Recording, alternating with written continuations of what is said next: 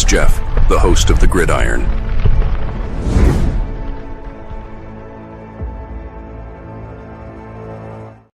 All right, welcome to the Gridiron, baby. If you give this video a thumbs up or maybe share this video, that would be absolutely freaking phenomenal. If you subscribe to my channel, thank you. If not, please go down below, hit the subscribe button, hit that bell icon. That way next time I go live or if I put a video out, you'll be notified. And it's free of charge. It's totally free of charge. What do you got to lose, right? But if you are subscribed to my channel, thank you. If you want to help support my channel out, description box below, very top link, takes you to my membership page. I got 3 different membership levels. Each one has their own little perks to them. So once again, if you want to help support my channel out, it would mean so much to me. And I thank you in advance. Thank you. And then finally, just underneath that, there's another link. Takes you to my Facebook group. It's called the New York Giants to Ground. It's my Facebook group. We have over 9,500 members in the group. It is doing simply marvelous, might I add.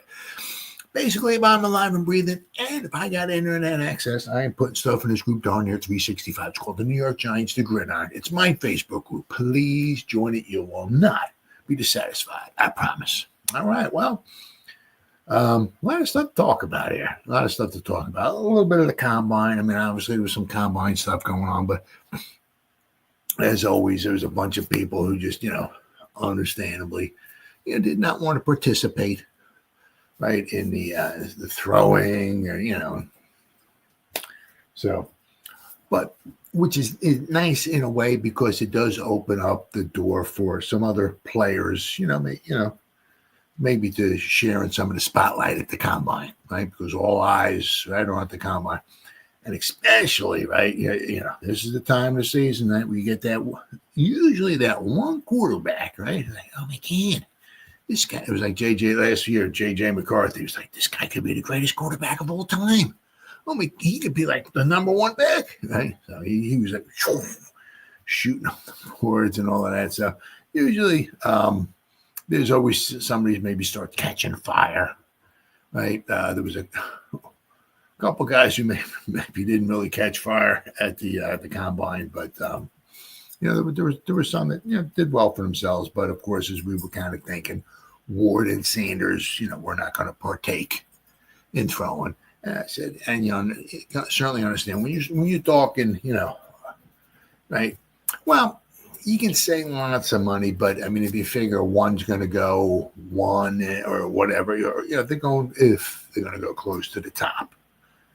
The first guy I think in the draft is around 10 million. If the other guy gets picked 2, 3, 4 picks later or whatever, it's losing a little bit of money, but it's not huge, right? It's not like they're going from the first round, slide back to the 3rd round or something like that. That's not happening. What would be, obviously in, especially for the quarterbacks, right? Is if you got somebody who might be like a day 3 pick. Yeah, he might be a backup day 3 kind of guy or something like that. But if he does really good in the combine, he may goes from like day 3, a 4th, 5th round pick, maybe up to a 2nd round pick or something like that. So you have to wait and see, who did well for themselves. But it's we got we got about 2 weeks and free agency starts. The tampering period I think starts is actually my bad. It's a week. Next Monday, the 10th. The tampering period starts, right? And then because you can't officially sign them until the 12th, the new league year, the 12th. So it's right now in the Eastern time zone anyway. It's 11:26. So when my spider senses tell me that would be 34 minutes. So in 34 minutes, it would actually be Monday. So if you want to go by like that, so a little over, about 33 minutes from now, right? Would be about 1 week away from the tampering, free agent tampering, whatever you want to call it. But you can't officially sign them until the Wednesday. But the thing is that, the tampering period will start and like 1 minute after the official tampering period starts, so-and-so is signed with this, so-and-so is signed with that, so-and-so, you know what I mean? So but we got 1 week until free agency starts. Isn't that crazy? Absolutely crazy. So I really have to wait and see what the Giants are going to wind up doing. But, and I love my man, Mr. Jermaine Illuminor. Hope he stays around for a little while. I didn't see it live or nothing like that. I don't watch TV or whatever like that. I don't watch much TV at all. But my Greenberg was talking about, with the Giants and everything, and talking about, I guess it was Matthew Stafford, he couldn't possibly want to go there. He said, it says in this article some of the things, but one of the things he was talking about was how bad the offensive line was. And, that might be true, maybe toward the end, but of course they don't put stuff in perspective. Jermaine, kind of clapped back at him, talked, or responded, shall we say, to what was said on air. In the first few games, I mean, the Giants' offensive line was not bad. It was functionable, right? They did a nice job. Were they a top 10 unit? No, right? But could you win with that? What they were doing? Yeah, yes, you could, right? Then, of course, shockingly, the injuries start popping up right now. Once again, you get and I guess I can't stand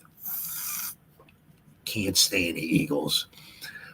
If you take the Eagles and have the Eagles, what happened with the Giants, have that happen with the Eagles ain't going to the Super Bowl, right? I mean, get all the guys injured, take their best tackle, which would be Lane Johnson, knock him out all season long. And then they have to go through 10 different offensive line changes, right? They're not going to the Super Bowl, right?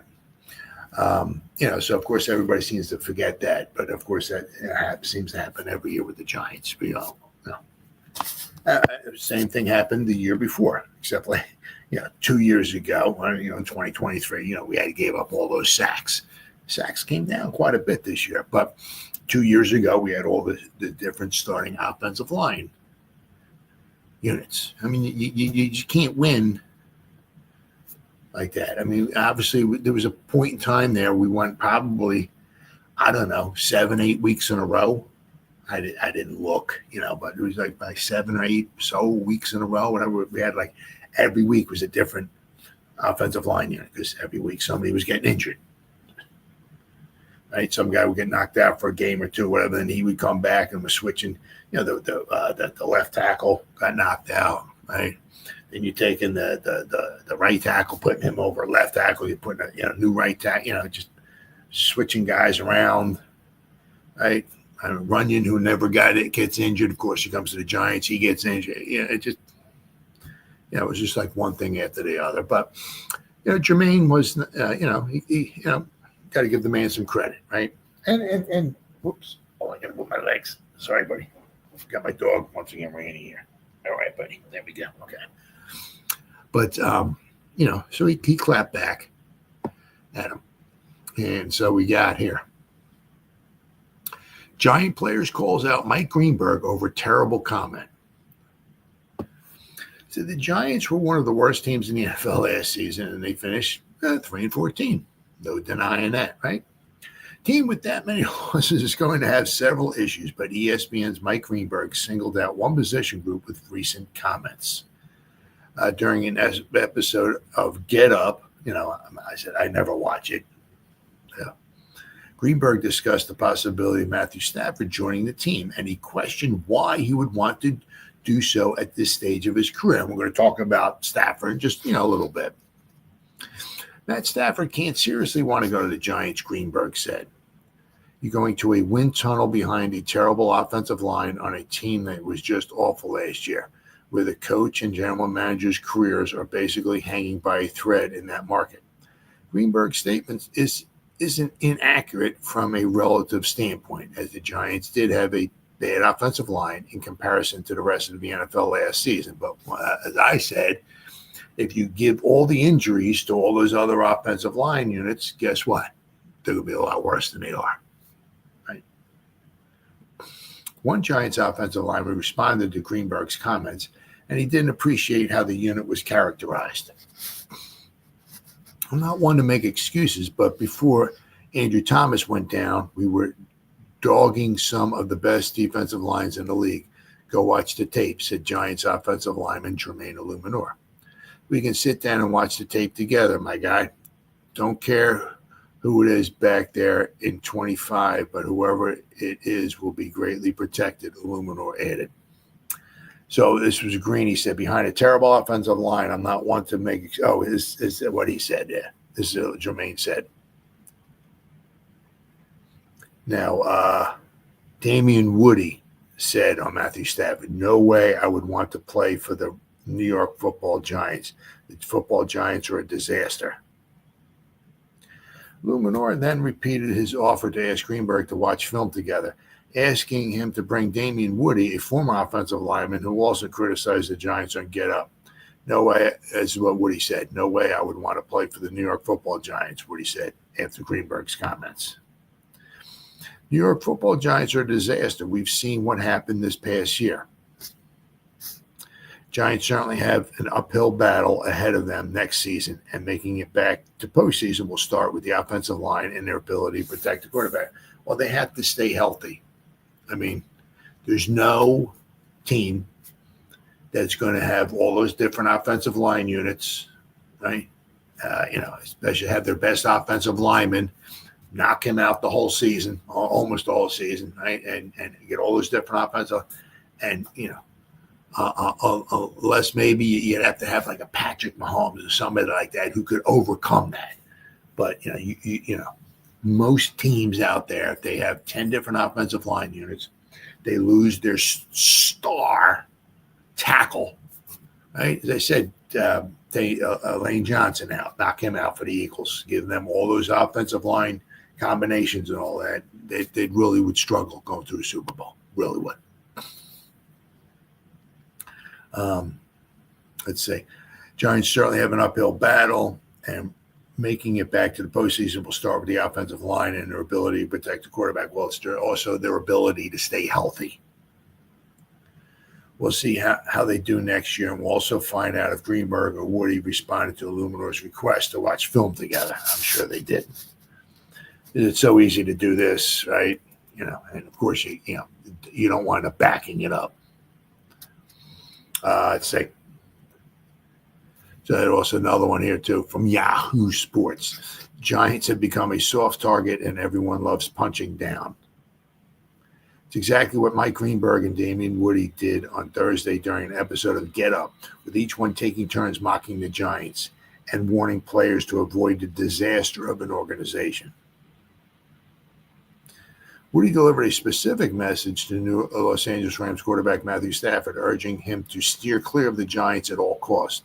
Greenberg mirrored that message, taking aim at the team's offensive line and the Northeast weather.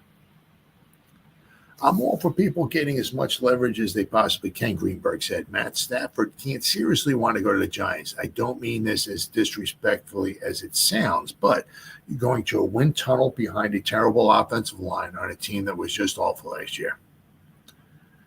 They're in a ridiculously competitive division. I'm all for trying to drum up leverage, but if you're Matt Stafford, the Giants can't possibly be right now anywhere near the top of your list, can it? The commentary specifically about the offensive line did not sit well with Giants right tackle Jermaine Illuminor, who shot back at Greenberg on X and challenged him to come watch some film. I'm not one to make excuses, but it's the same thing. We can sit down and watch the tape together, my guy, Jermaine said.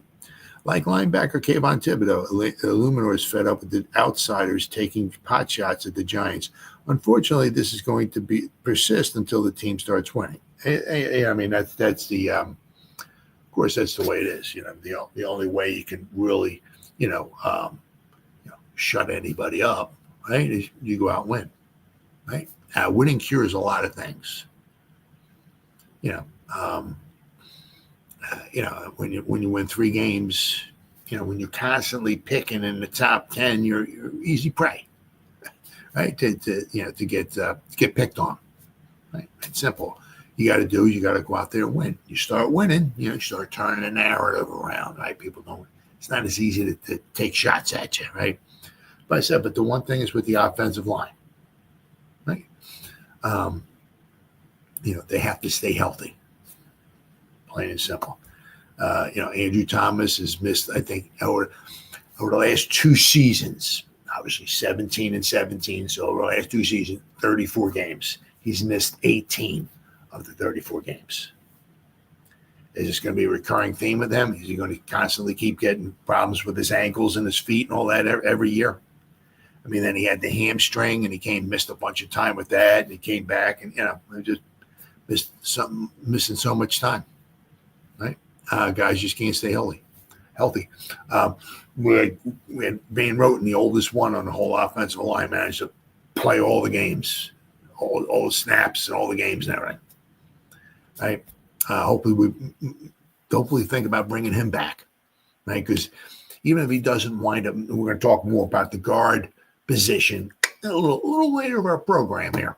But I said, even if Van Roten comes back, it winds up being a backup. I mean, it'd be fantastic depth for you, right? And he'd be cheap. He's old, but he's cheap, right? So it'd be interesting to see. So we'll talk about the guard position a little bit later. But I said that the key thing is the Giants have to stay healthy on the offensive line, right? I mean, see, unfortunately, what we've noticed with the Giants is they have a hard time, developing their players. I mean, the guys come in, and if they're okay, they're okay. But I mean, we have not really seen too much, right, from the Giants, especially in the past recent kind of history. Drafting a guy, whatever, in the 3rd, 4th, 5th round, whatever it is, you get him in there. He's a backup. Okay, but we're going to work on him. We're going to develop him. And after the 2nd year, this guy's not bad. In the 3rd year, this guy's a pretty good starter. So that's what you do. You draft somebody later on. You bring him in. You develop the guard. They develop the tackle. You develop and they start. They start off kind of slow, but the 2nd year a little better. The 3rd year, they're a solid. We don't get that with the Giants.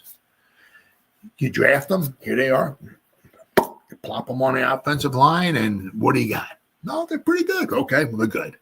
They kind of stink. Well, that's where they're going to stay because we just don't seem to develop anybody. How many guys have we drafted, right, that if they're not good almost like right away, right, they're going to be bad. Right? I mean, how many guys have we drafted in the 3rd, 4th, 5th round, 6th, whatever, right? And we developed them on the offensive line. Nope. So we got to keep working on the offensive line. Obviously, we got to, have obviously more depth, right? Well, that's going to be free agency or in the draft or a combination of both. But it sure would be nice if we could get some young guys in here, right? Especially through the draft, some young, cheaper guys and develop them. Wouldn't that be freaking unbelievable? Right? Because instead of, Runyon went down. The left guard went down. Oh, well, now we got to put so-and-so in there. Oh, boy, we're in trouble. So unfortunately, that winds up happening too much. All right. But now, of course, I said I can't blame him at all. A lot of it's with Mr. Stafford here. It's all on him. Obviously, right? What is he looking for, right? Because he only has so many years left, right? And, hey, if you don't want to come to, I understand, right? I said, you always look at obviously the offensive line. It's not even so much maybe like, well, the offensive line stinks. Well, it's like Well, maybe not so much the offensive line thing, but they always seem to get guys get injured, right? And then things start happening, right? You know, um, they won 3 games. you know, a lot of times teams go from first. I don't want to say first to worst. Worst to first.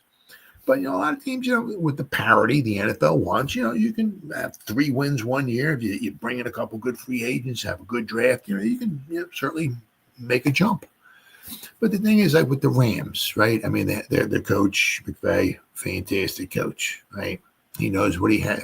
Stafford knows what he has there. That's where they live. Now, I'm not sure, what maybe Stafford was out there trying to, see what he was worth on the open market, right? See, the Giants obviously offered him a nice boatload of cash, but you figure, they made it to the playoffs last year. They lost to the Eagles, right? So he's on a team that's, is quite possibly, right? The, winning is, his final few years is that, he's making money. Don't get me wrong. But, the Giants did throw a nice chunk of money at him. But,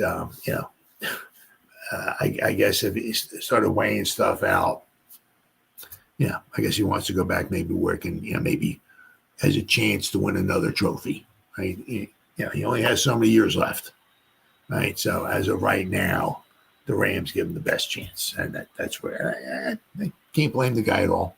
Can't blame the guy. Matthew Stafford shockingly reacts to a $100 million trade offer from the Giants. Giants lost out in their attempt to pay for Matthew Stafford to help make a blockbuster trade happen. How badly did the Giants want to trade for Matthew Stafford? How about $100 million worth of badly? That's quite a bit, right? Why did the unhappy Rams quarterback on Friday opt to stay in Southern California by agreeing on a restructured contract rather than coming to the Big Apple? There is something badly about that, too. Giants clearly pursued the 37-year-old Stafford aggressively over the last week, so aggressively that multiple reports suggest that they were willing to throw up to $100 million into a new contract for him as part of a trade. New York found itself in the sweepstakes for the veteran passer, despite concerns over the team's 3-14 record, making it a lesser destination.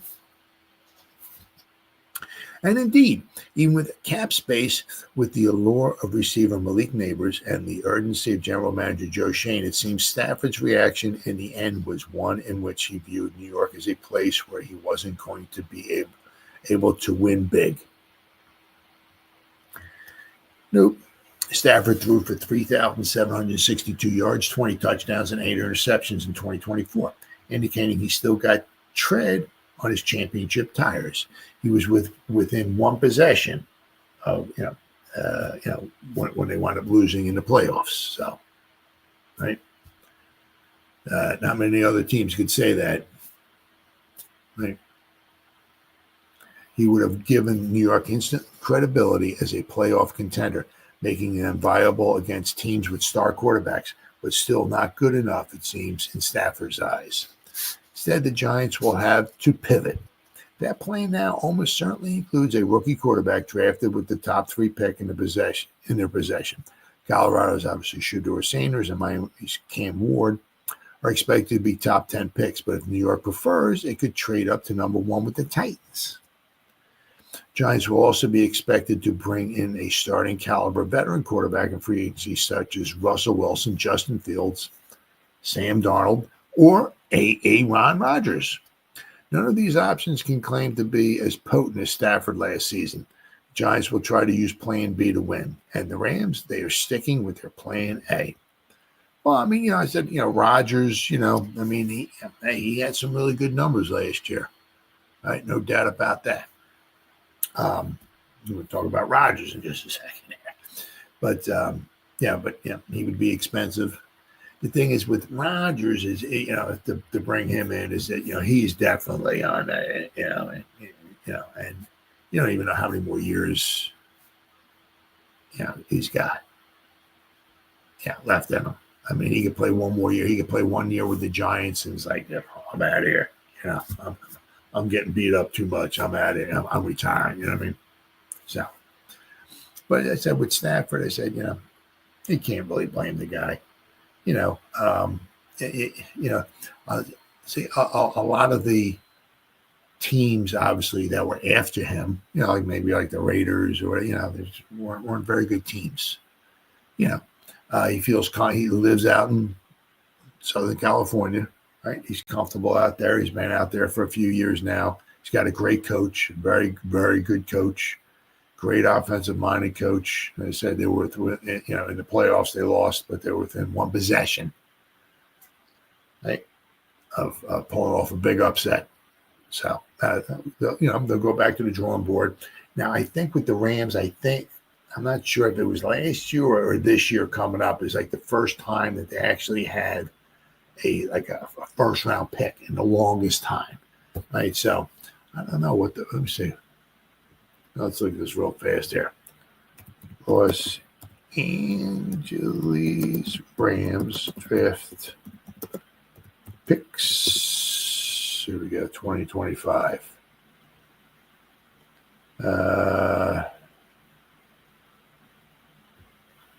Okay. What do I got here? Does it got that? Okay.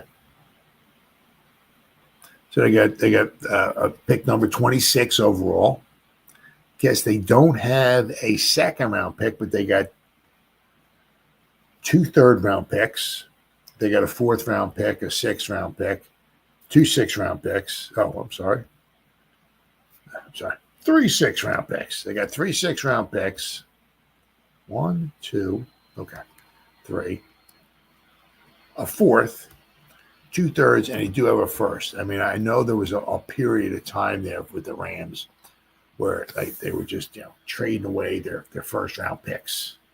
Right, so they had a long stretch of time where they didn't have a 1st round pick. But I'm not sure how much money they have in free agency, right, to spend. But if they bring in a few veterans, right, I'm not sure. And then again, too, I'm not sure who they're losing in free agency as well, right? But I said, but as long as you got McVay, if you got a quarterback, okay, you got McVay, and you can do a good job in the draft, they'll have a shot. They'll certainly have a shot. There's no team down there. I mean, San Fran maybe bounces back. We'll have to wait and see, right? But I mean, they're once again they're in a very good position, to at least go back to the playoffs once again. As I said, for Stafford, I mean, you couldn't say that about the Giants. I mean, Giants win 3 games, right?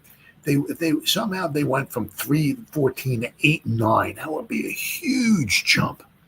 But we're still not making the playoffs, And as I said, if their offensive line once again keeps getting banged up and hurt, and we keep getting all these different offensive line, being put in there. I said we had 10 different offensive lines in there last year, 10 different offensive line combinations. That's a formula for disaster, right? And also the Giants, the team has a nice history of players getting injured, right? So Stafford to turn down the thing, I don't blame him at all. Can't blame the guy at all, But I mean, once again, it's one of the problems about being like as the league looking at you as like you're a dumpster fire, right? Injuries, you're a dumpster fire, a poorly run organization. This, that, just some guys they don't want to come here, right? So, but speaking of guys that might want to come here, oh Joe, just say no to Ron Rodgers. Oh my God, yeah, I'm not up on this one here at all. That is for sure. Obviously I believe he called out. He called, I think, just to get some feelers out to see if the Giants would be interested in him, maybe in free agency or anything like that. I'm just, I think he's more of a problem, more of a headache than maybe he's actually worth. I'm not too thrilled to death. I mean, see, because like with Stafford could be here. You can have him sign it for maybe like a 3-year deal or something like that. I think if they want to throw like maybe $100 million at him, I guess they were probably looking at a 3-year deal. Maybe like whatever, 3 years, $150 million, $100 million guaranteed, right? $50 million a season, right? And you guarantee, 2/3 of that, right? So I mean, you can have him here for a few years. The thing is with Rodgers, I don't know. I mean, if he's going to be a bridge quarterback, it's you're going to sign him for what, 1 year, maybe 2 at the most. And is he somebody that's going to put another quarterback underneath his wings and try to teach him what he knows and stuff like that and all? I don't know. He always seems like he's stirring up some kind of like troubles and problems and stuff like that wherever he goes. He's always on different podcasts and stuff and just talking and everything. He just seems like he's more trouble than he's worth. Plus, obviously, too. I mean, I don't blame him. 4-time NFL MVP. He's going to cost you too, right? The one thing would be, I think, is that with Stafford, we would have to trade for him. So you'd have to give up some draft capital to get Stafford. I don't think so with Rodgers, right? So with Rodgers, you would just have to open up the wallet. What you need, buddy? Or write the blank check, right? And he'd be on board. Just, I don't know. He just does not seem like the type of guy who does well. If there's somebody sitting on the bench that's ready to take his job. So I don't see him as like somebody who is who would take well to that. But so I got this one here. It says, Aaron Rodgers, really? The New York Giants must enjoy being laughed at. Desperate times lead to desperate measures, but is it this desperate? Giants' pursuit of quarterback Matthew Stafford ended predictably on Friday, with Stafford getting the bag, as the kids say, to return to the Rams. So what's next for the Giants in their effort to find somebody other than Tommy Chicken Cutlet Parmesan to play quarterback in 2025, or perhaps save the jobs of Joe Shane and Brian Dable?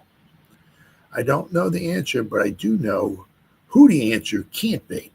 And this is who wrote this here. Is this Ed Valentine? Ed Valentine wrote this, yeah. He said, I do know what the answer can't be, and it's Aaron Rodgers. Diana Rossini of The Athletic reported on Friday that the Giants were shifting their interest to Rodgers. Adam Schefter, hey, I'm Shefty, reported that the Giants are investigating all veteran quarterback options, including Aaron Rodgers. Shefty, hi, I'm Adam Schefter. Information is almost exactly the same as what I was told by Giants source, which was that the Giants were doing their homework on all options. I took that mean Rodgers had not been ruled out, but that he wasn't at the front of the line either. Maybe that has changed. Let's hope not.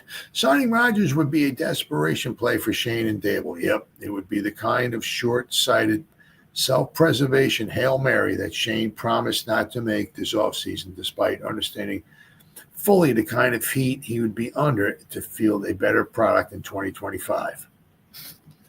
More importantly, a move for the egotistical, spotlight-seeking, yes he is, shell of the quarterback he once was. The 41-year-old Rodgers would almost certainly fail spectacularly and get Shane and Dable fired. Like what happened, right, with the Jets, right? Their coach and GM got fired, right? The Jets went down in flames. Coach and GM got fired. He comes here with the Giants. Giants possibly go down in flames, gets their coach and GM fired, right? Can you imagine the Giants scooping up the leftovers of the little brother New York Jets? trying to rescue their franchise by taking the same path that was a miserable failure for the last 2 years, only with an older, less healthy, less talented, more desperate to hook on somewhere Rodgers. Giants had a front row seat to the disaster that was Rodgers to the Jets. It's hard to fathom they would be foolish enough to try to do the same thing. Whether the Giants were right or wrong to allow, signing Rodgers would lead to John Mara's once proud 4-time Super Bowl winning franchise spending another season being laughed at. Jets fans have already laughing at the folly of the Giants possibly repeating their mistake. Writing for the Jet Press, Justin Fried said the Giants couldn't be a more hilarious suitor for Rodgers. The Giants, fresh off watching the crosstown rivals implode in the Rodgers experiment, are now reportedly eyeing their very same quarterback, only 2 years older and a little over a year removed from suffering a torn Achilles. Rodgers is older, has suffered a torn Achilles, and is nowhere near the caliber of player the Jets believed they were landing in 2023. Giants have seen the worst of Rodgers, and evidently that hasn't affected their stance. Oh, my goodness. Fry did, though, acknowledge that because it was the Jets, he was writing about the wrath of the football gods, might actually see this move work out for the Giants. Not likely, though. We need better play out of the position, Shane said on Tuesday at the Combine. That much is clearly true. Maybe Rodgers can give the Giants better play than Daniel Jones did. This stage of their careers, though, I'm not even sure that will be the case. Rodgers may still possess more arm talent than Daniel Jones, but with his advancing age and decreasing mobility, he is a sitting duck for pass rushers. Jones at least could use his legs to buy time and attempt to make a play. Giants have dealt with some big personalities over the years, but have never intentionally brought the circus to town. This is what bringing Rodgers to town, or actually keeping him in town, would be doing. Rodgers would lug, the Pat McAfee show, darkness retreats, and probably some of his over-the-hill buddies that he makes with him. Like bring Devontae Adams with him, right? The circus would most definitely be in town. 10 years ago, that was probably worth putting up with. Now, no thanks. And I understand. Yeah, I can totally understand that. Oh, what's up, buddy? Kid Cowboy. What's going on, buddy? Crosstown neighbors, you're not making a play. Oh no, of course not. Oh no. Rodgers give you a chance with neighbors. Oh yeah, I mean that would certainly be very exciting. That is for sure. Oh yeah, I mean he certainly has some weapons to throw to. That's for darn sure. Yeah. I forgot what his number was, like 3,700, 3,800 yards last year. I think it was 28 touchdowns, 11 interceptions. So, I mean, the Giants quarterbacks are not producing at that level. That's for sure. That is absolutely for sure. It's going to be interesting to see how the Giants wind up pursuing this. They said next week and next Monday, just about a week. Oh, it is a week. Okay, so it's actually right now on the Eastern Coast. It's Eastern time zone. It is Monday. So next Monday, 1 week from today, you start the tampering period there. So we'll have to wait and see. But the thing that I said with Rodgers is that you're going to bring him in. He might come in for like 1 year, maybe 2 at the most. The thing I don't like is that I'm not sure if he would draft a rookie quarterback, right, and put him, and bring the quarterback under his wing and try to teach the guy his best. I don't. I mean, if we're going back like 5, 6, 7, 8 years ago, whatever like that. Yeah, I mean, to get Rodgers in there would be absolutely fantastic. But now I don't know. I mean, that would be. I mean, really, you can almost. I mean, would he give you more than like a Drew Lock or Tim Boyle or Tommy Chicken Cutlet Parmesan would? Oh yeah, sure, absolutely. Oh yeah, absolutely, that's for sure. The thing is also is like if you brought Rodgers in here, right? I don't know how well it would sit. Like if you brought Rodgers in here, that and you drafted, like if they were gonna draft like Shador, Cam Ward, up high, obviously like the number 3 overall pick. He knows there's a quarterback sitting on the bench just waiting to come into the game. Come in and start throwing. So I don't know how well Rodgers would take that at all. I mean, he's not a.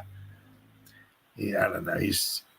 I don't know. I think to me it would be a huge mistake if we wanted to bring Rodgers in. I mean, we could be laughed right out of town. And the thing is that it'd be also interesting to see, because Shane said he's trying to do what's best for the Giants, what's best for the organization. Now does this mean, right, what he's doing here? I mean, if he brings, whoever he brings in, right? Is he literally doing it for the organization, or is it some of it is also to try to save his own job? Because, they need to win, right? Without question, they need to win. So it'd be interesting to see if he brings in a bridge quarterback, right? Is it somebody that can, get him some more wins, right? And they draft a quarterback and develop the quarterback, right? Or they try to bring somebody in that can just, go in there and, and just start slinging the ball over the place and maybe not draft the quarterback.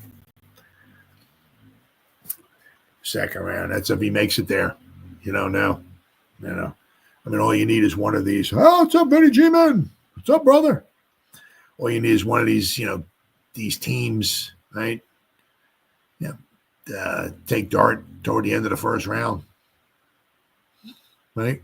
I mean, I'm not sure who's at the end of the first round that, who could use it, maybe a backup or something like that or whatever. But so we got pick number.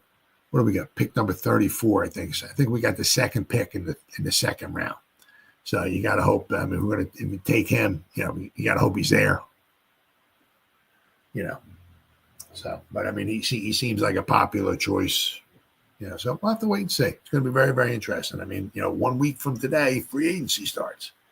It's just freaking crazy, absolutely crazy how the time just freaking flies on by. All right. Now, hopefully, right, we can get some help from Mr. Snee here. Mr. Snee is helping the Giants with the offensive line, right? One thing that the Giants certainly need is, Leonard. Well, that's the dude from, is that the guy from Notre Dame? I mean, he's supposed to be a later round pick.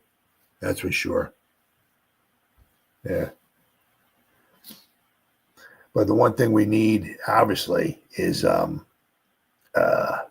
definitely help with the offensive line. Hopefully, Snake can help out. I mean, he did win 2 Super Bowls, so let's see. Here we go. State of the Giants' offensive line and how Chris Snee is helping it. Though the first 6 games of last season, Joe Shane thought the offensive line performed well enough for the Giants to play winning football. And, 2 of our 3 wins were in those first 6 games.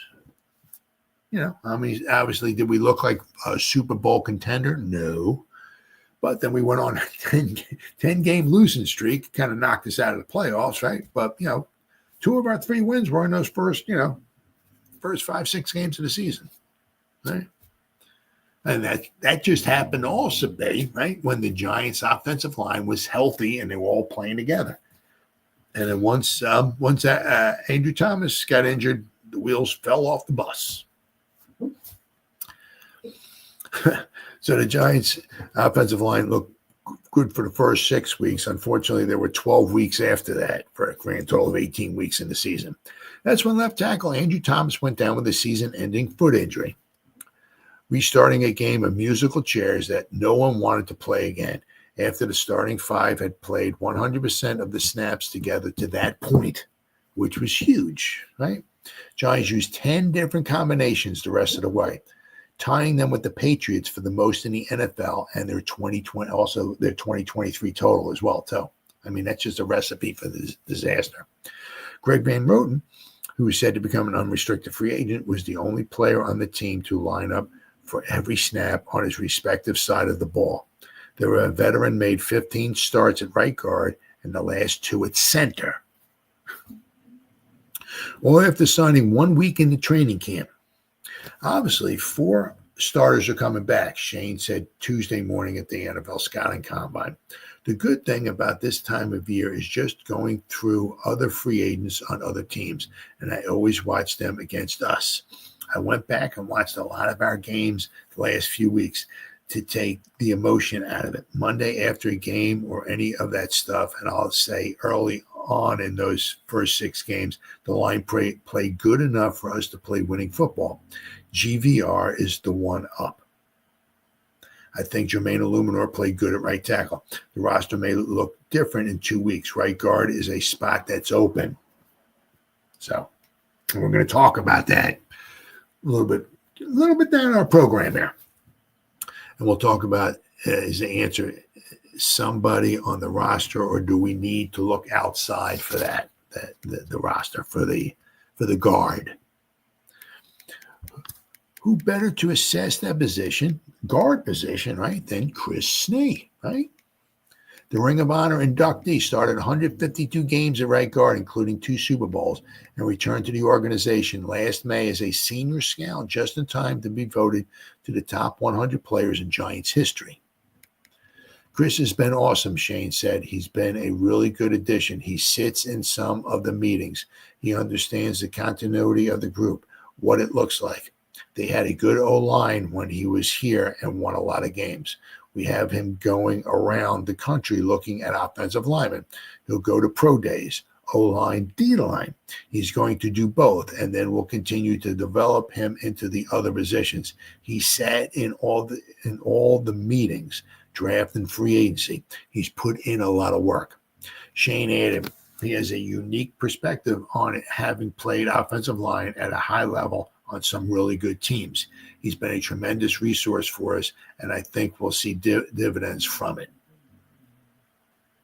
Shane believes the Giants have the cap space and draft capital to improve their roster, which will look different in 2 weeks when the new league year begins. They will then assess their options before players report for the offseason workout program the week of the draft. One of those decisions will include possibly moving four-year pro and former 7th overall pick Evan Neal from tackle to guard. And we're going to talk about Evan Neal a little bit more in our program here too. We'll talk about that, Shane said, once we get through free agency and we see where we are and what we have. We'll talk about how do we get our best 5 on the field. Well, the thing is, getting the best 5 on the field is also keeping the best 5 on the field. Oh, yeah. Yes. Okay, yes. Yeah. Ryan, Leonard. Rogers get Genty and Dart or Leonard or Howell. One of the guys, was it Howell? Who was the one guy? Was it Howell? I mean, at the combine, I mean, I seen something like on some of the Facebook groups. I mean, he was throwing some bad passes. Holy cow. I think it was him. I mean, he was like throwing like wide, overthrowing guys. I mean, whew, wow. I mean, that's one of the things, though, too, is at the combine is, trying to throw to guys that you don't know how they run routes, how fast they are, and all that stuff, and everything makes it a little bit difficult, though, too. So it's, but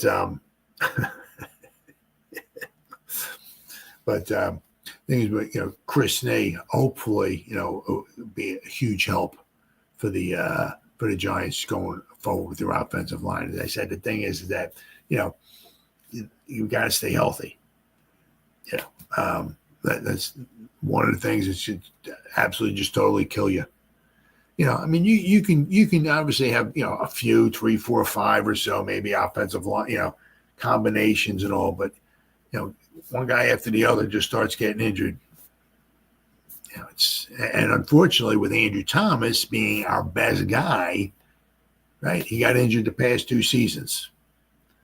Ohio State quarterback just won the national championship game. Yeah, okay.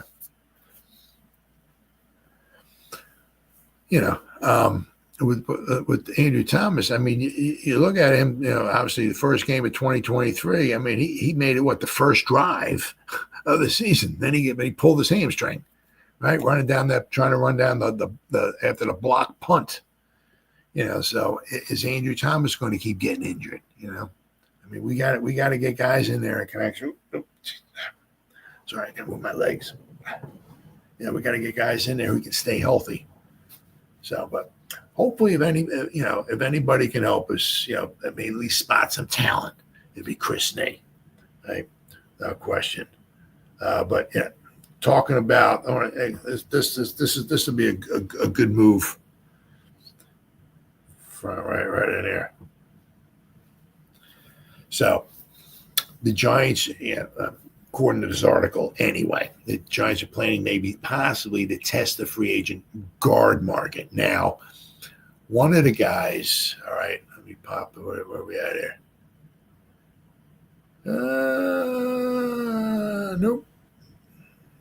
Nope. There we go. Trey Smith with the Chiefs. Now they put the exclusive rights, the non-exclusive rights, the franchise tag on him. Non-exclusive franchise tag on him, which means that he can go out. Now, of course, he's the big fish in the bowl, right, as far as guards, free agents, right?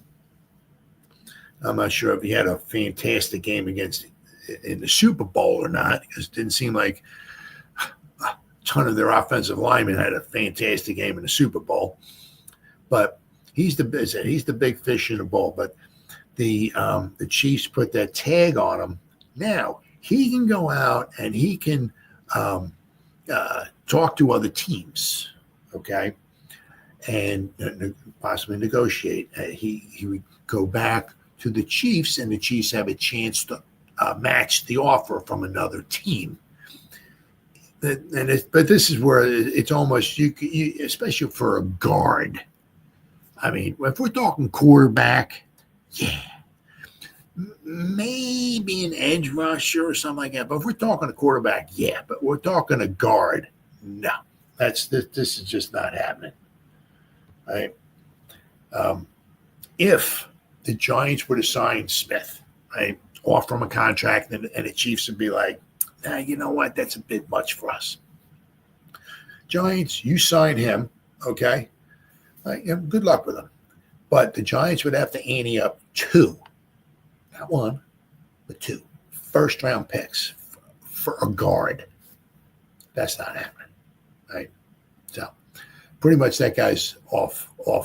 You can pretty much forget about him, right? So I mean, they're gonna owe him quite a bit of. The Chiefs are gonna want him owe him quite a bit of money.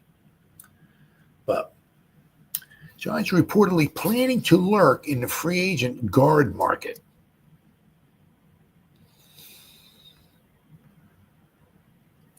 Joe Shane spoke at the Combine about how the team's starting offensive line is 4/5 set for 2025, which is true. I mean, as of right now, you got Illuminor, right? You got John Michael Schmitz, the center, right? You got Runyon Jr., who's the left guard, and got Andrew Thomas as the left tackle. Yep. Right? Missing the right guard. The one spot currently open is right guard, where Greg Van Roten, last year's starter, is set to become an unrestricted free agent. Not surprisingly, the Giants, who until injuries wrecked their starting offensive line last year, had success by staffing the unit with veterans, are expected to lurk in the free agent guard market, according to ESPN's Dan Graziano and Jeremy Fowler. So two guys out there, right? That news probably doesn't bode well for guys like Jake Kubas, Joshua Zudu, or former first-round pick Evan Neal, who figured they would compete for the vacancy. But one could hardly blame the Giants for wanting to upgrade over that group, as Izudu has yet to show consistency to be trusted with a full-time role. Though, to be fair, the team has moved him to tackle the last 2 seasons, which is true.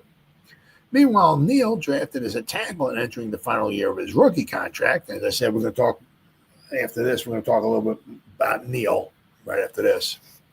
Has reportedly yet to be approached about adding guard to his repertoire. ESPN colleagues mentioned Aaron Banks and Will Fries of the Colts. Aaron Banks of the 49ers and Will Fries of the Colts as 2 pending restricted free agents who could be in high demand and who could land sizable contracts. But as is going to be the case at quarterback, the Giants will have competition for the top-tier free agents as Arizona and Seattle are reportedly looking to add at that position as well, too. So obviously, it always takes two to tango. Just because you want somebody does not mean they're going to come to you. But also, there's all it takes is we want Fries. Well, all it takes is one team to go out and blow Fries out of the water with a contract, and he's signing there, right? So we might offer him $8 million, but somebody offers him $12 million a year or something like that. Well, I guess he's going over there. But I mean, so let's what we got here. Position guard. Let's see here. Now, of course, I said Smith, right? He has that, he's been tagged by the Chiefs, the non-exclusive franchise tag. So, I mean, basically nobody's going to sign him because if somebody signs him, they'd have to give up 2 first-round picks for a guard. That's not happening. Will Fries, okay, who PFF ranks as the 28th, right? Free agent, available free agent, right? So he's what PFF is anticipating is quite possibly a 4-year, a little over $14 million a year, $30 million guaranteed. So 4 years, $30 million guaranteed. Grand total contract maybe about $57 million, right? Now last year, it's supposed to be good, right? But last year he graded out at 86.9, which is really good. The thing is, he only played 268 snaps. The year before that, he played 1,125 snaps, and he graded out at 61.2. So what are you getting? You getting a 61.2, or are you getting a guy that graded out at 86.9 last year, who only played 268 snaps, though, right? Fries made tremendous strides over the duration of his rookie contract and could be the next guard to cash in during the free agency period after a wave of big deals landed in 2024. Unfortunately, Fries fractured his tibia in Week 5 against the Jaguars and underwent immediate surgery, but he had earned an 86.8 PFF overall grade up to that point on 268 snaps. Now, in 2022, he graded out at 58.4. Then he went up to a 61.2, and then last year he was an 86.9. Right, but is he really an 86.9, or is he more someplace maybe in the middle? But anyway, he anticipated he might get about a $14 million per year contract from somebody. So then you got Jenkins from the Bears. He's possibly, they're looking at maybe a projected contract of maybe 3 years, $13 million per season. He graded out to be fair, I mean, with him, last season he graded out at 75 with the Bears. 2023 graded out at 72.6, and in 2022 he graded out at 80.7. Now, in 2022, according to PFF, graded out 80.7, which was the 3rd highest ranked guard in all of football, according to PFF. There was 77 guards, right? And he was number 3. So he might be somebody to look at. Then of course, now once again, now this guy here, without question, he would give you an outstanding season, but he would be a bridge player. Not playing bridge, but a bridge, guard, right? Would be Kevin Zeitler. He'll be 35 years old. So, you're probably not signing a guy to a 3-year deal. You know what I'm saying? If you bring him in, it would be like a Van Roten kind of thing. You plug him in there, right? And I'm sure he'll give you. He graded out 86.8 last year with the Lions, right? The year before that, 71.6 and a 74.7. So the guy is up there. I'm sure he'll do a very, very good job. He's projected to get like a $6 million deal, 1 year, $6 million, right? So if you want to bring him in, plug him in there, I'm sure you get a fantastic season from him. But it's not somebody that, you're going to have in there long term. Then you got James Daniels from Pittsburgh. Now, let's see. What the hell? Oh, before he tore his Achilles in week 4. All right, but 2023 graded out of 61.1. 2022 graded out of 66.9. Okay. So, once again, somebody to look at. There's Mekhi Becton, right? He graded out at a 70 overall for the Eagles. Of course, the year before that, he graded out a 53.2. So, of course, the thing is, you go to the Eagles, they have a great coach who can help coach you up, right? So, I'm not sure if the Giants bring Mekhi Becton in, if he's going to do as well as he did with the Eagles, but a 3-year, $10 million per season, right, contract, quite possibly, for Mekhi Becton. But once again, big dude. He's like a wall. He's huge, big, strong, and all that. Not going to be good at tackle. Might be very good at guard, though, right? As we saw with the Eagles. Get him in like a phone booth where he can use his size and strength and all that, right? And he can probably give you some good production, right? So, hey, Mekhi Becton, who knows? He's young too. He's 25. He'll be 26 before the season starts. He's young. You can bring Mekhi Becton in, right, for 4 seasons, right? The thing is, Mekhi Becton, he's not too, shall we say, high on the Giants. Will get rid of Neal. He will move to guard and be an all. Oh, probably. Oh, yeah. No, he'll probably be a Hall of Famer someplace. Oh, yeah. He'll be like the greatest. Oh, yeah. I mean, it happens time and time again. Giants get rid of somebody, right? 7th overall pick, right? Go someplace else, and he'll be an all-pro the next 10 years. He'll be the first $75 trillion a year guard because he'll be so good, right? And it'll be like, the Giants had him, and he sucked. Why is he with the Cardinals, and he's the greatest guard of all time? What's going on? What's happening? You know what I mean? I mean, you can almost wouldn't that be comical? Wouldn't that be funny? I'm not sure if Hernandez is a free agent or not. I'm not sure, but wouldn't that be comical? Right? If say the Giants get rid of Neal and he goes to the Cardinals, and then the Cardinals like re-sign Hernandez, right? And their 2 guards would be Hernandez and Neal. Wouldn't that be funny? But the thing is, what I was saying with Mekhi Becton is he I know one thing he said, it's kind of true. I can understand all that and everything. Yeah, is that he said everything about MetLife Stadium stinks, and I can understand that, right? Where he played with the Eagles, beautiful stadium, beautiful. The grass inside stadium, beautiful. They did Eagles. I got to give him some credit there. I can't stand it, but and the grass field. Grass, right? Not this MetLife garbage that they play on. So I'm sure Mekhi does not want to play at MetLife Stadium. So, but there's Brandon Sheriff. I mean, he's 33 though, right? Macari, I guess, from Baltimore. He's 27. Then there's Banks. They were talking about in the article about Banks from San Francisco. He graded out a 65 last year. He's expected to get like $8.5 million a year deal. Now, here you go. Will Hernandez. My bad. 2 years. He's expected to get maybe about a $5 million a year contract. He graded out at 69.3, but apparently he got injured there. His season-ending knee injury last year. Yeah. But he grades out in the 60s. So, I mean, that's not bad, right? He's 29 and a half, so he'll be 30, I guess, around the time the season starts. He'll be around 30. Dalton Reisner. Pryor.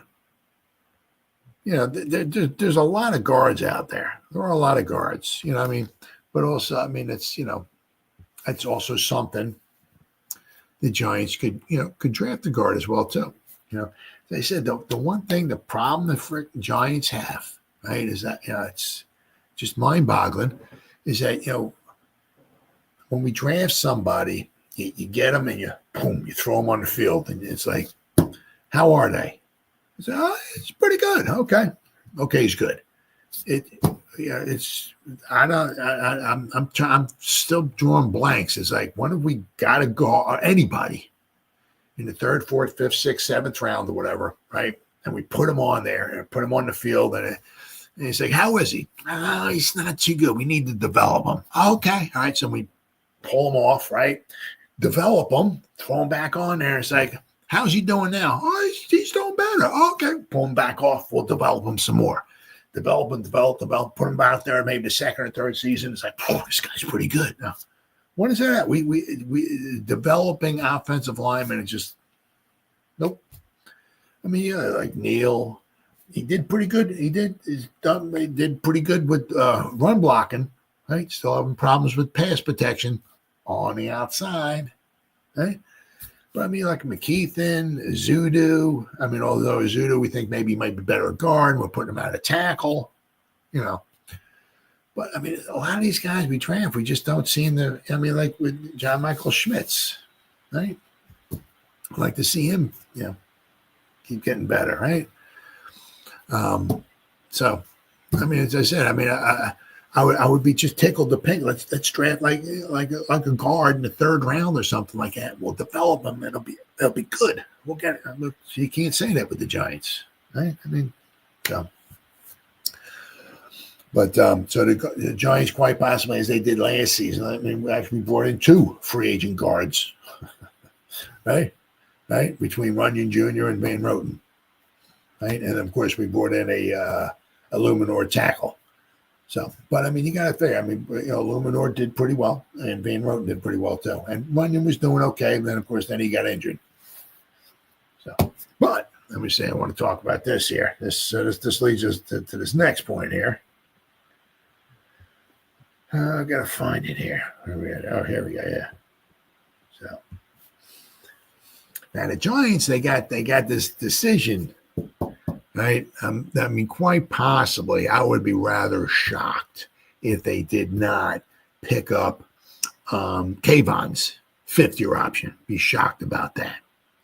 But they would have to, apparently, if they're going to pick up Neal's 5th-year option, because they got to do that within the next couple months, declare if they're going to pick it up or not.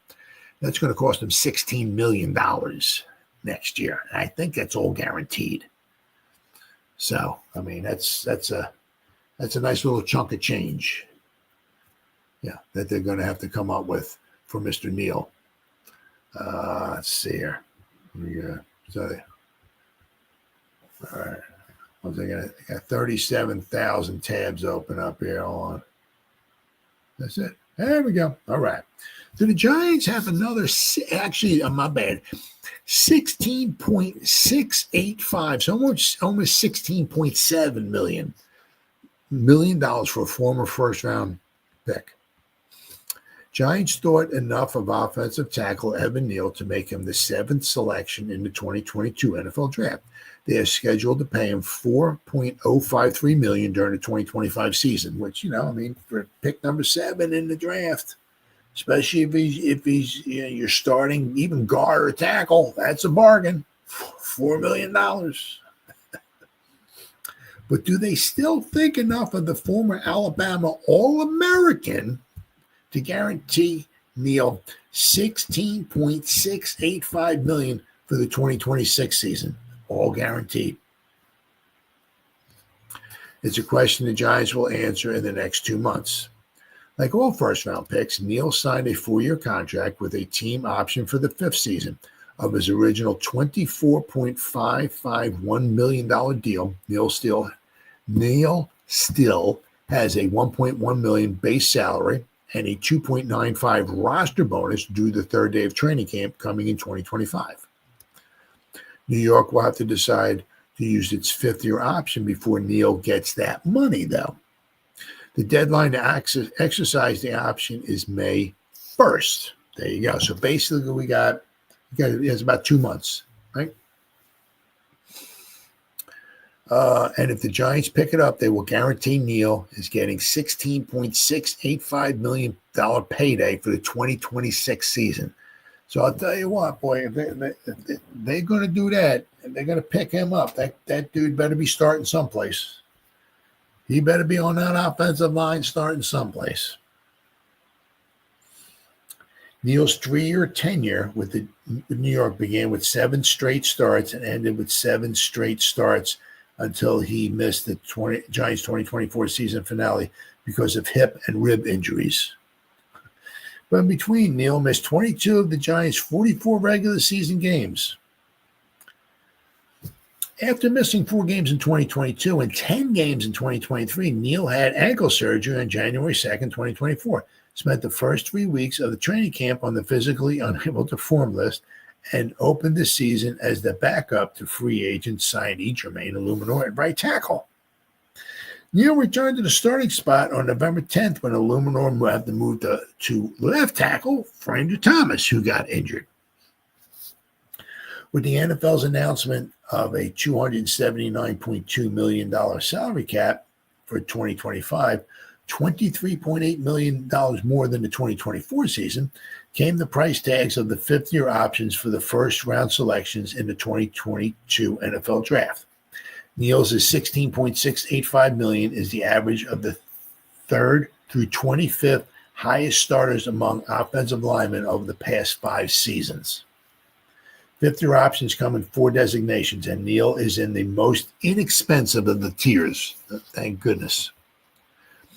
The levels include players who have been selected for at least 2 Pro Bowls on the original ballot for the All-Star event, players who have been selected for 1 Pro Bowl on the original ballot, players who have not been Pro Bowlers but have played at least 75% of the offensive or defensive snaps in 2 seasons or 50% of the overall snaps in 3 seasons. Players who have not reached the Pro Bowl or the playing time standards is the level number 4, and that's where Neil sits. Neil barely missed landing in the 3rd tier, 50% of the overall snaps in 3 seasons, which would have pushed his 2026 price to $17.56 million. Neil played 1,656 snaps of the Giants, 3,364 offensive snaps over the past 3 seasons. He came up 26 short of playing half of the New York Giants offensive snaps, 26 snaps short. So if Neil had played in 26 more offensive snaps over 3 seasons, right, it would have cost, they picked up his 5th-year option, would have cost him almost like $750,000 more. Whew. But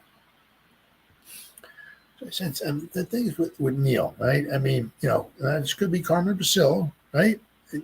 Might have done a very good job, right?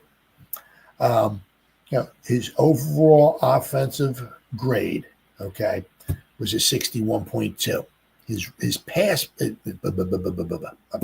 his run blocking, 80.8. Let me say, his first 2 seasons, his run blocking, 48.1 in 2022, 51.1 2023.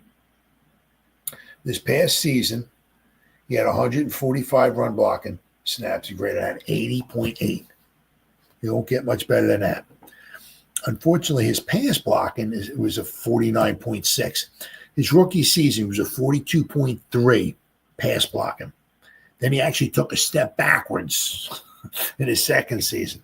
38.5 pass blocking.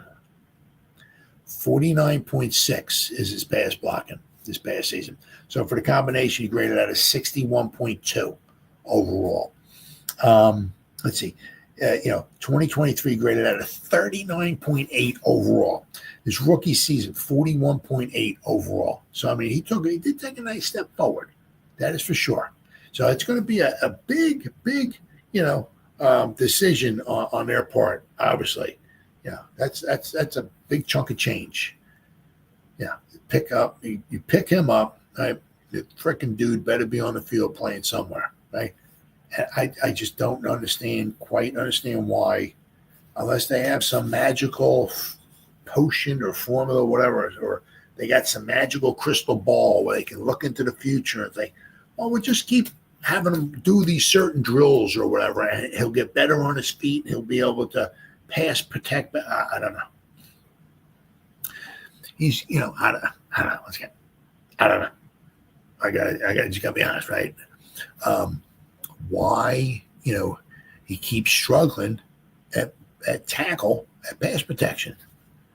Why don't you try to move the guy in at guard? So, I mean, that's what the Eagles did with Mekhi Becton, right? He, maybe didn't have the best success at tackle. They moved him in at guard, and he graded, I think it was like a 70 overall.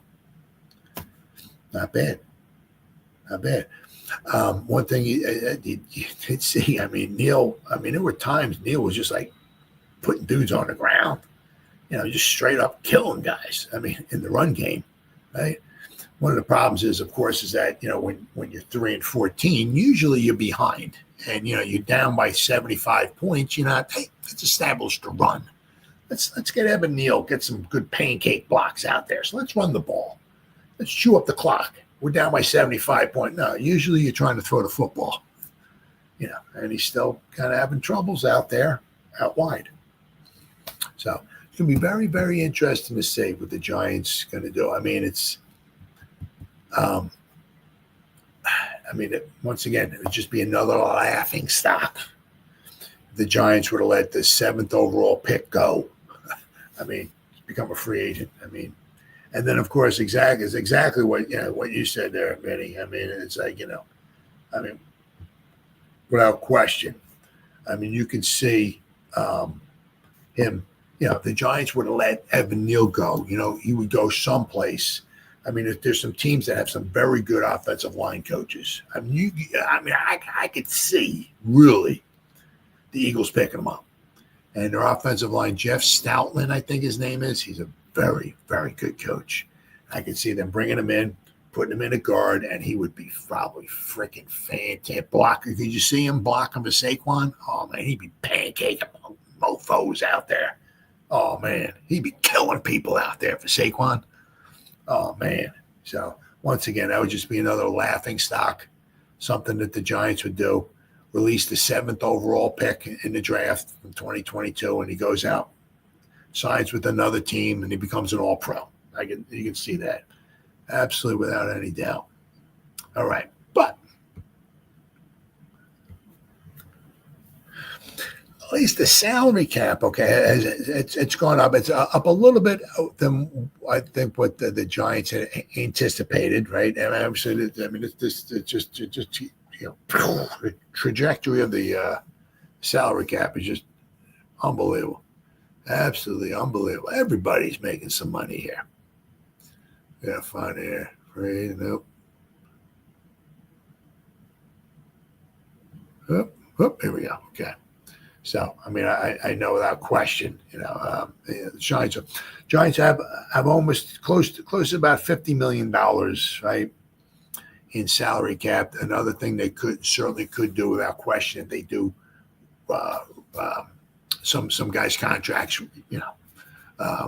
they could probably get another. Actually, we do a few guys' contracts, right? They can probably free up another 30 or 40 million there. But then also, unfortunately, I've just seen maybe let go of Motor Singletary, maybe, but let Graham Gano go, save himself some money there. Let Nacho go, save himself some money there. So the Giants could really, come up with a nice bit of money in salary cap space. So, right, so we will have to wait and see.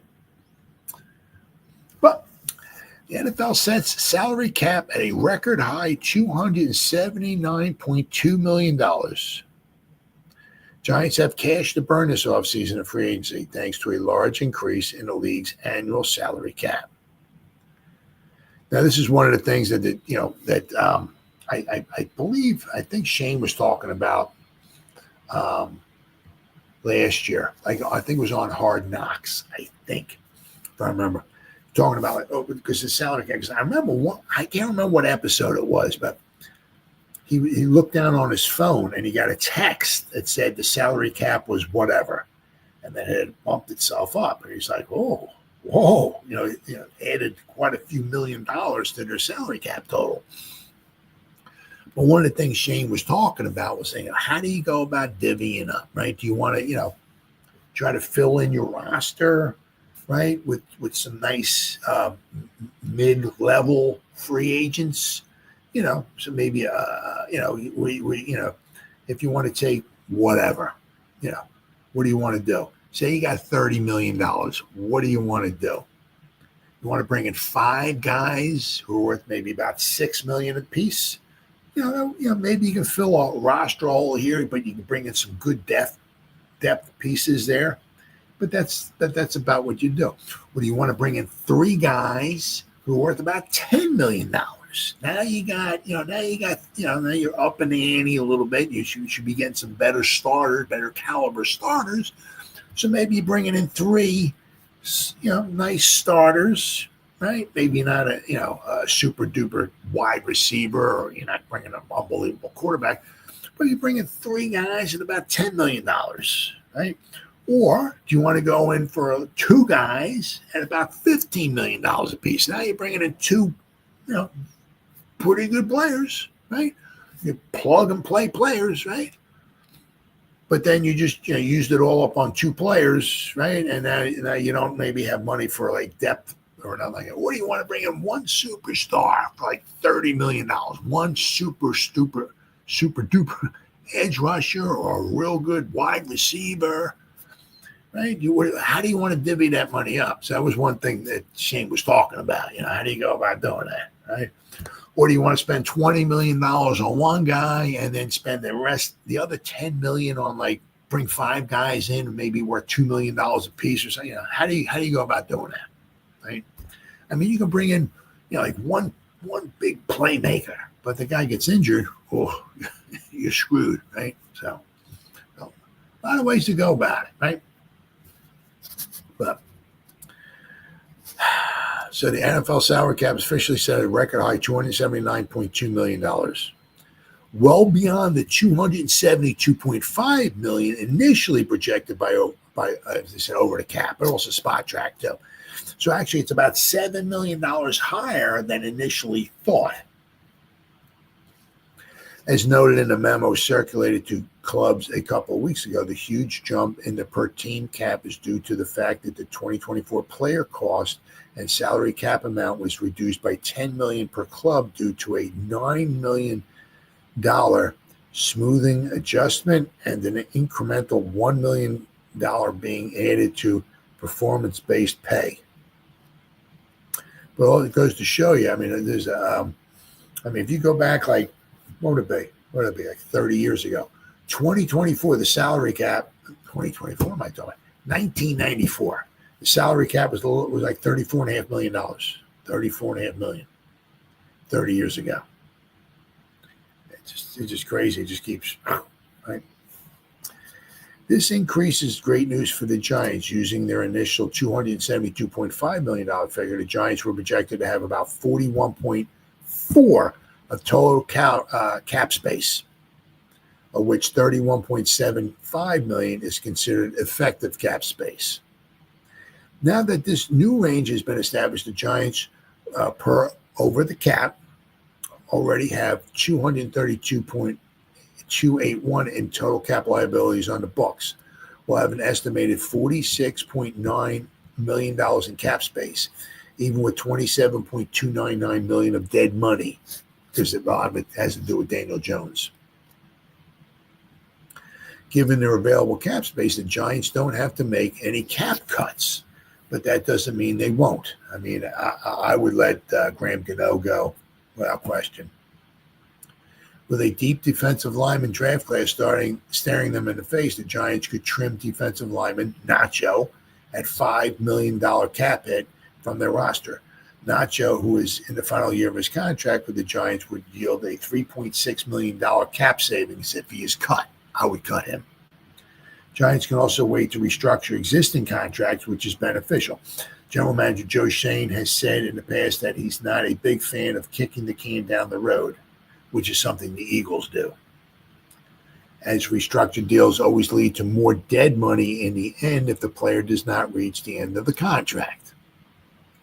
That said, the salary cap is projected to keep rising, as it projected the league goes to an 18-game regular season schedule in the next few years. And if Netflix gets in on the broadcasting rights, the cap can easily push past $300 million by then.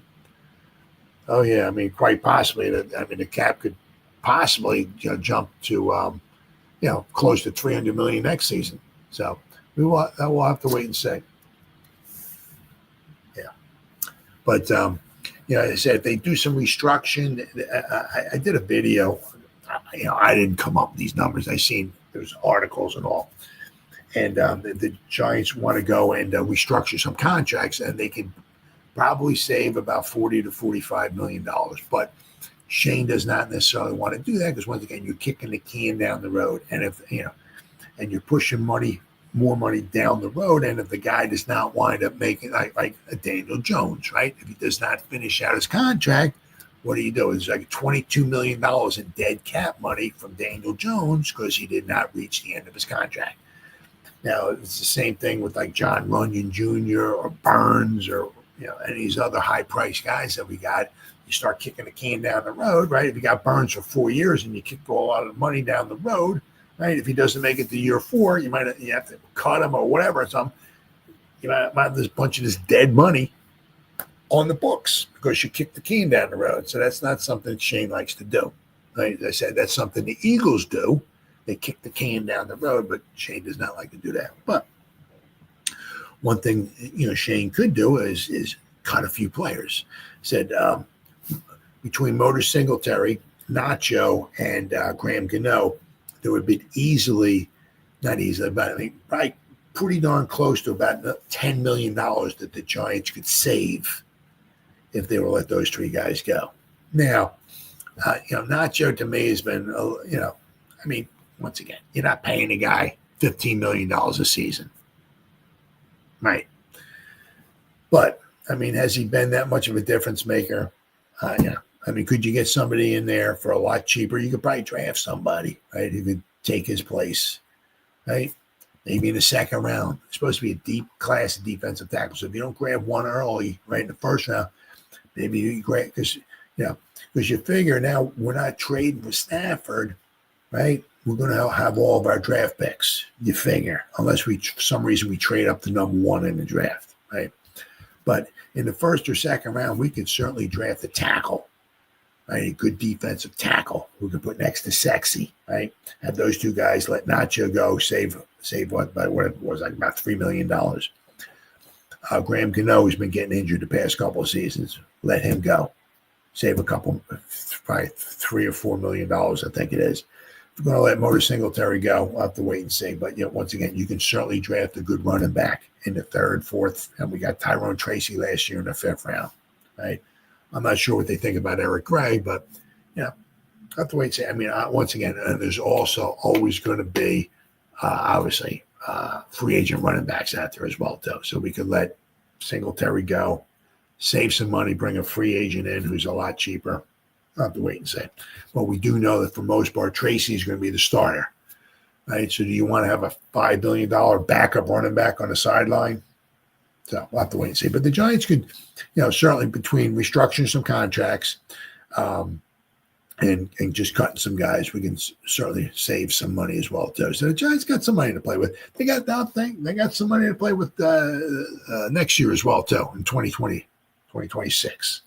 So Giants can certainly bring in, a couple nice free agents. That's for darn sure. All right, and then finally, there we go. Where are we at here?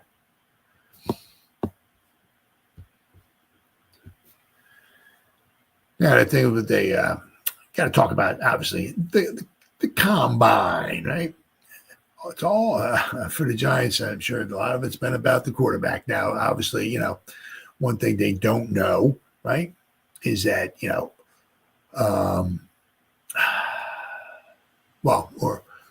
One thing we don't know, okay, is how high, okay, are the Giants on Ward or Sanders? Or is one of those guys the Giants, we got to get Ward. We get Ward. I mean, I heard good things about, both of them, right? Are the Giants that high on one of these guys, right? Would they entertain, possibly think about maybe trading up to number one? Are they going to hope and pray one of these guys falls to them at number 3? We don't know. But either one of those guys threw at the combine. They're going to throw at their own pro days, right? But some of the guys did throw at the combine, right? What we got here? Like I said, it was a bunch of guys. Is this it?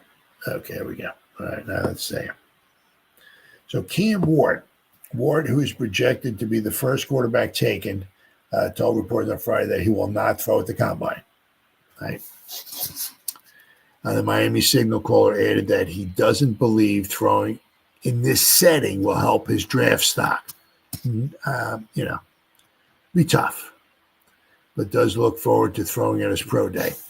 Now, I mean, one thing also you look at it too, right? Is that what is the combine?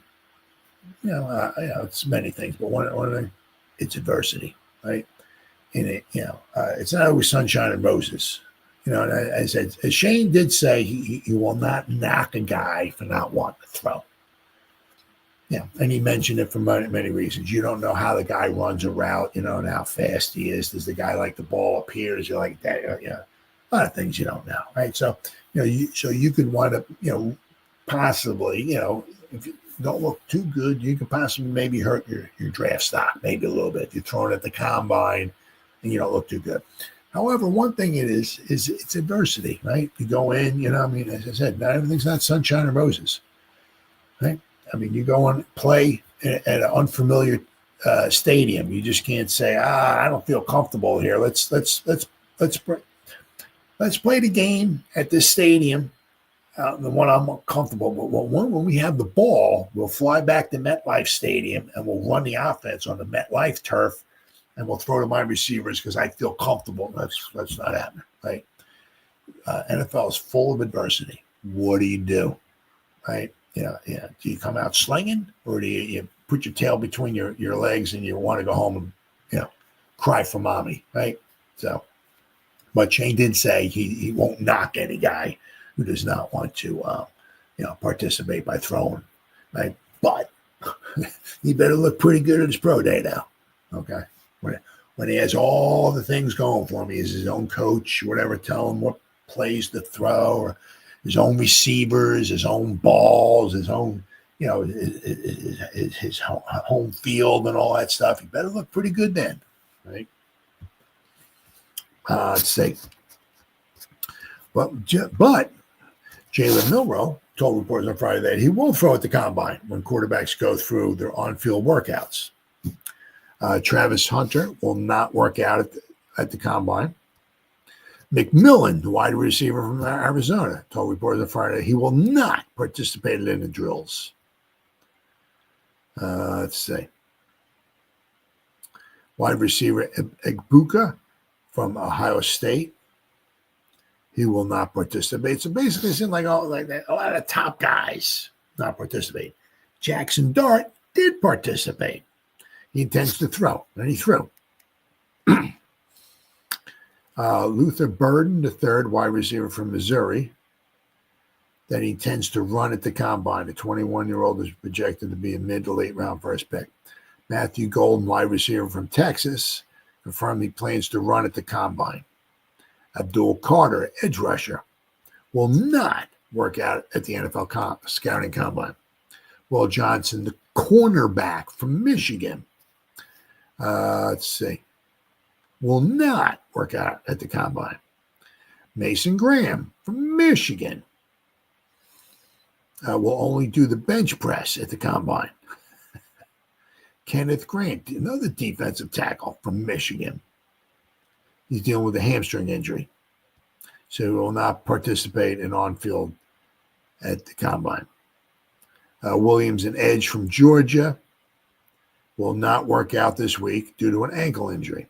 Shedeur Sanders, all right, let's see, will not throw the combine. Instead, he will use the showcase to meet with teams before throwing with receivers has an established rapport with Colorado's pro day. Quinn Ewers, right? He plans to throw at the NFL Combine. Ashton Genty, the running back from Boise State, will wait until his pro day to work out in front of the prospective NFL teams. Let's see. What are any other quarterbacks? No, that's all. So, right. Look at something here. There we go. All right. So, it's all about the quarterbacks at the Combine. The NFL Combine is nearing its end, and whether the Giants are any closer to having a resolution regarding what General Manager Joe Schoen called the most important position on a team appears to be no closer than when they first landed in Indianapolis. The following are some thoughts. All right. Whoops. Trade wins. Let's see. Some of the trade wins are talking about is that whoever wrote this article says, I'm still not 100% convinced the Giants will trade up to the top spot to land Cam Ward or Shedeur Sanders. The sense I got is that the team will wait and see what they can get regarding a quarterback during free agency. They get a veteran quarterback that can live for a year or two. I think the Giants will look to the next quarterback tier, where Jackson Dart, Kyle McCord, Jalen Milroe, and Will Howard might be sitting on day 2. Though the Giants were all set to trade assets for Matthew Stafford, the sense I got is that Ward, let's see how it makes sense to offer a similar package of picks for a quarterback that doesn't have the resume of Stafford. Remember, team owner John Mara gave General Manager Joe Schoen and head coach Brian Daboll an indirect ultimatum to start moving this rebuild in the right direction because his patience was running out. Did the Giants make a trade? Sure, but the Titans hold the leverage here to where if they don't get what they want from a prospective trade partner, and I wouldn't be shocked if they wanted 2 first-round picks, they'll just make the pick. Another reason I'm not convinced right now that the Giants will trade up is because while they were willing to send over assets for Stafford, I don't think they would surrender a small king's ransom for either Ward or Sanders. Yeah. That would be rough. I mean, trading like maybe 2 first rounds and a third round or something like that to move up to number 1 to get like Sanders. I'm not sure about that. Let's see. According to draft analysts I spoke with on Locked On Giants, but they would have been projected behind all these guys. Williams and Ward would have been projected to go behind Williams, Daniels, and Drake May. So I think it will come down to whether the Giants stay at number 3 or take the best player available. If Ward or Sanders are still on the board, they might see if the Raiders, who according to our colleagues over at Las Vegas Raiders on SI, made note of the personal connection between Sanders and Raiders minority owner Tom Brady, might be interested in moving up and surrendering an extra first-round pick. That would be nice. That would be nice. Yeah, I mean, if we can move back, right? Let them, or we pick Sanders and we trade with the Raiders or something. I mean, or we just move back, let the Raiders move up, pick Sanders. I said that. The thing is, they got to make sure because a lot of I heard this a lot, right? That even high as Ward and Sanders are, they would be projected, right? They were in the last year's draft class, right? May, Daniels, and Williams would all go ahead of them, right? So they would be the 4th and 5th best options at quarterback last year. Right now, the Giants, are picking number 6. Now the Giants are picking number 3, right? So if these guys are projected, to go past number 3, Giants would be reaching. So it's going to be tough. It's going to be very, very tough. I mean, do the Giants reach and try to get a quarterback in here and try to hope that, try to get some lightning in a bottle and hope, hopefully that something goes right and Shane and Dable can save their jobs. Or, one thing is that one thing you just don't know. Shane says he's always going to try to do what's best for the organization, right? Does that mean, maybe reaching for a quarterback, the third overall pick? And, is that what's best for the organization? If, even knowing that if they draft Ward, if they draft Sanders and he doesn't work out, that, Shane and Dable are going to be gone. Is that what's best for the Giants organization moving forward? Reaching and getting one of these quarterbacks. So we'll have to wait and see. We'll have some type of an indication maybe which way they might be going when free agency starts in a week, right? Because, like, I'm just saying, say they bring in, I don't know, Justin Fields or Wilson or something, and they sign one of these guys to like a 3-year deal, something like that. That might, are they going to bring in Russell Wilson at like 40? I'm just throwing numbers out there, like $40 million a season, going to guarantee the guy, what would that be? Like guarantee him, like say $60 million for 3 seasons, bring Russell Wilson in here. 3 years, guarantee him at least $60 million, maybe $70 million, and then draft Shedeur Sanders at number 3. So you're going to have Russell Wilson, right, for 3 years, and then you have Shedeur. I don't know. They bring a quarterback in here, right? And they sign him to like a 1-year deal or something like that. Then I can maybe see him, right? Maybe drafting one of these guys. So we'll have to wait and see. But as I said, we got 1 week, and free agency is going to start. That's what I love about this time of season. There's always something going on. Absolutely love it. I mean, we got in a week we got free agency, and then of course it's sprinkled in over the course of the next many weeks. You have all these pro days, right? Because you can't have 37 colleges having the pro days on the same day. Right, so it's got to be sprinkled in all throughout, the rest of this month and even in April and everything. So we got a bunch of pro days, and of course, a little over a month and a half, we got the draft. So very exciting times.